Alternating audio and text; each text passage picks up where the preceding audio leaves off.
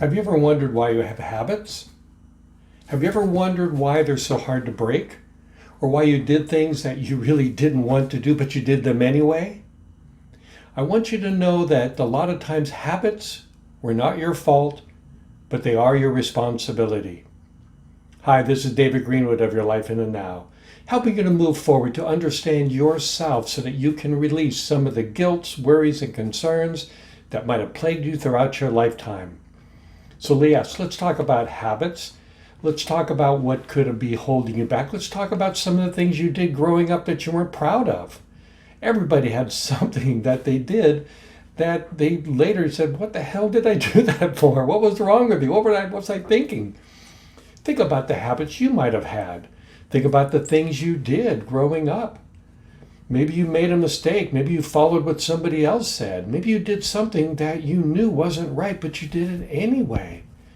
Do you ever stop and think, why did you do that? Now, these weren't just something that we did when we were growing up. We still do it throughout our adult life. What I want you to understand is that there's another part of you, that subconscious part of you, that has within it another way of life, another way of thinking, another way of being. And it's going to follow what it thinks is best for you. Now, if you've been watching any of my videos or podcasts, you'll know how important the subconscious mind is. For the subconscious is that part of you that has been holding you back, the part that was created over the first 16 years of your life as you're growing up. Remembering as children, we're very vulnerable, we're very open and receptive. That's how we learn so much. That's how children are able to absorb so much. They're very suggestible. What most people don't talk about, though, is that suggestibility also applies to negative thoughts, difficult behaviors, resistive attitudes and techniques, things that we did that weren't good for us. The problem is your subconscious was the one in charge. Now, it was learning and growing those first 16 years, taking in a lot of negative beliefs from other people, and that created your core beliefs. And all that time when you were getting older and going through things, it's like your subconscious was testing, finding out what works. What was it that we're supposed to be doing? I mean, there's a lot of things involved with this. But the most important thing is to recognize that when you were going through these things, and if you look back at yourself, you're going to find that the part of you that made the decision to do these negative things was not you. It wasn't the healthy you. It wasn't what we call the conscious you. It's going to feel like you're out of control. It's going to feel like another part takes you over. And this is your subconscious, the habit patterns. I can guarantee that most all the major events and decisions of your life were done at that subconscious level. Because your subconscious shares your brain with your consciousness, with many levels of your awareness is there. And you're not always aware of what part's there. It's a blending of your consciousness. And you're going to feel suddenly as if you might be slightly different. Most of the time you may not even know the difference at all. Here's a good example. Let's say you're trying to lose weight and eat better. And at work they have cookies or sweets. And when you go into work that day, you're so sure you're not going to touch one of those cookies. You're not going to go for that bowl of nuts or sweets at all. And you walk into the break room, and before you know it, you've got a cookie in your mouth. What happened to the you that walked through that door? What happened to the you that was so sure you were not going to eat it? And then suddenly you did. It's as if you weren't there in that moment. Well, that's because you weren't. Literally, your subconscious was in charge of your brain, and it said, eat this. We have some stress, some worry or concern. This is going to make us feel better. Your subconscious will always try to overcome worries and fears and doubts and emotions by eating, smoking, drinking, entertainment, exercise, some way of escaping. Look, there's nothing wrong with a lot of those things. But we don't want it to be done at the tool of our subconscious, at the behest of our subconscious to overcome feelings. That becomes a real negative downward spiral of avoiding things, of denial. So your subconscious is going to be doing its best to keep you safe and secure. And a lot of times it's going to make a lot of choices that aren't in your best interest, but it's what it believes is best for you. Let's say in a relationship, things are going pretty well. And then suddenly you begin to feel this fear rising within you that says, oh, this is not going to end well. It hasn't before in the past. We need to get out of this relationship before we get hurt. This is absolutely the wrong thing to do. And a part of you knows that, but another part of you is going to sabotage the relationship because of that old worry and fear of being hurt. The subconscious takes charge and says, do this instead. It's not what you want to do, but it's what it does. And years later, you might look back on this and go, why did I do that? Well, the fact is you didn't do it. Your subconscious did. Whether it's eating or stopping smoking or anything you did, let's say, wasn't just relationship issues, it was a job. Maybe you were doing really well and suddenly you found that you just couldn't get motivated to do more. It's like you hit a ceiling for your income, and you should be out there calling people and doing things, but you find yourself procrastinating, or you find yourself playing games or something, or your subconscious has reached a limit where it said, no, it doesn't feel comfortable for us to be successful. It has a lot of reasons for not wanting you to be successful.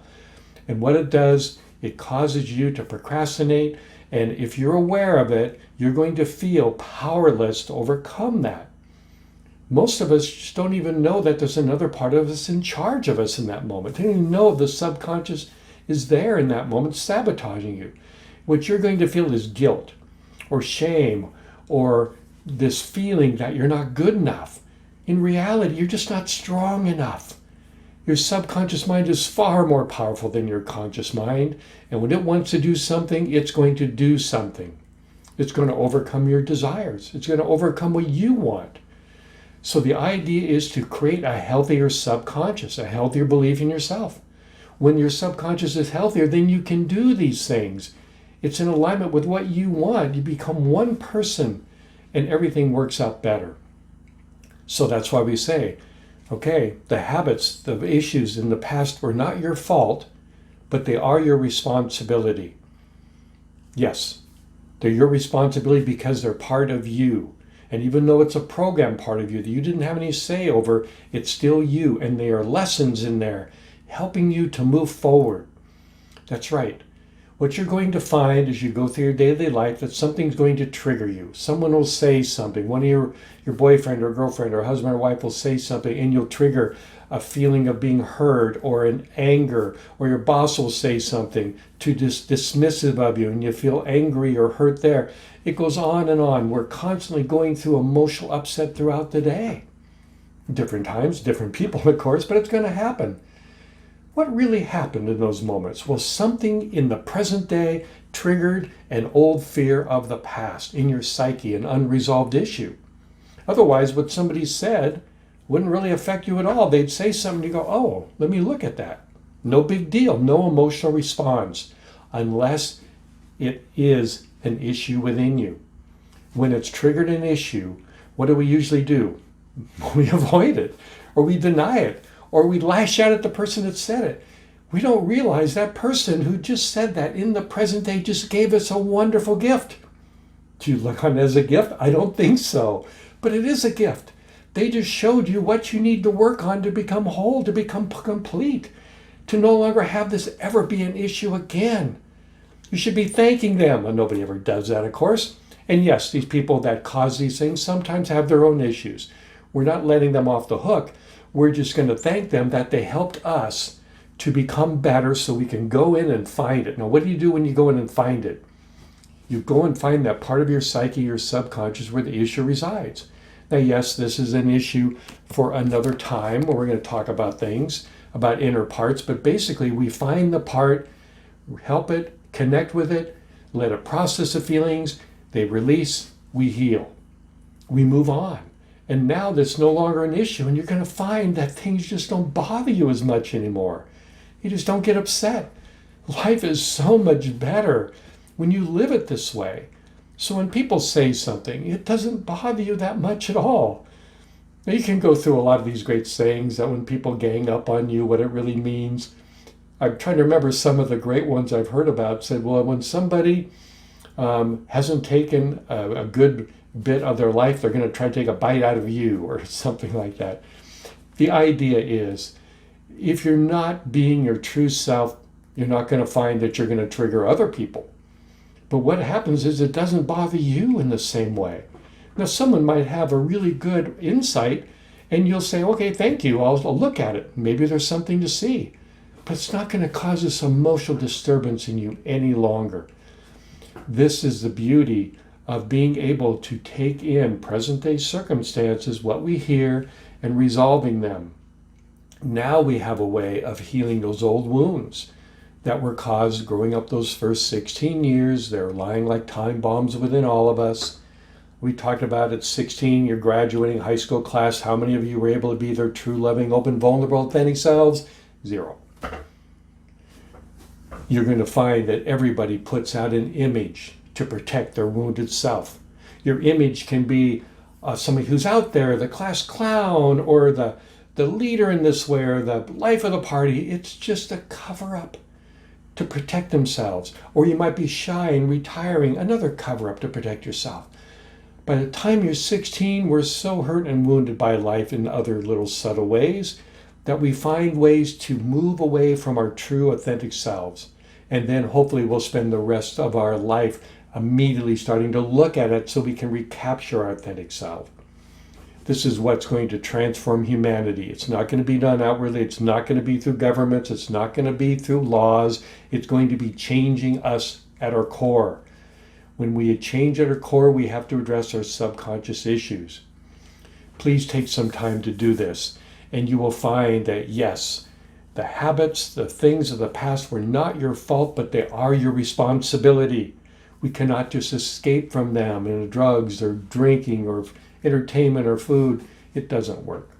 And it doesn't do you any service to be anything less than who you're meant to be. So please take some time and recognize the fact that, yes, you can change your life for the better. And you can use the present day circumstances, that which once seemed so horrible, someone telling you something, not getting caught in what they said, but go to where it triggered you and find the core of that and recognize that that needs to be healed. And that's how we thank a person for helping us. And then that person can deal with their own issues. We can come back into the relationship and talk about that. But again, the most important thing is you being healed, you being healthy, you being the leader, you being the one that helps your relationship to move forward, to give the other person the opportunity to change as well. So please look on the old habits, the things done by your subconscious mind. Yes, they may not have been great. The subconscious made irrational choices, but it's your responsibility to heal them. And as you do, you're going to find your life changes for the better. Now, if you like these videos, you can please give me a thumbs up, subscribe to it. We release them about every week, and you're going to find that it's going to augment your program that you're doing with me in certain ways that will help you to understand your subconscious programming and shed light upon your own issues.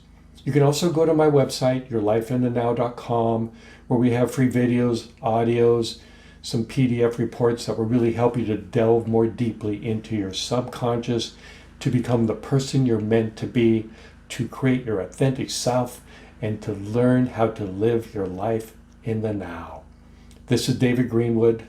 I look forward to seeing you again next time.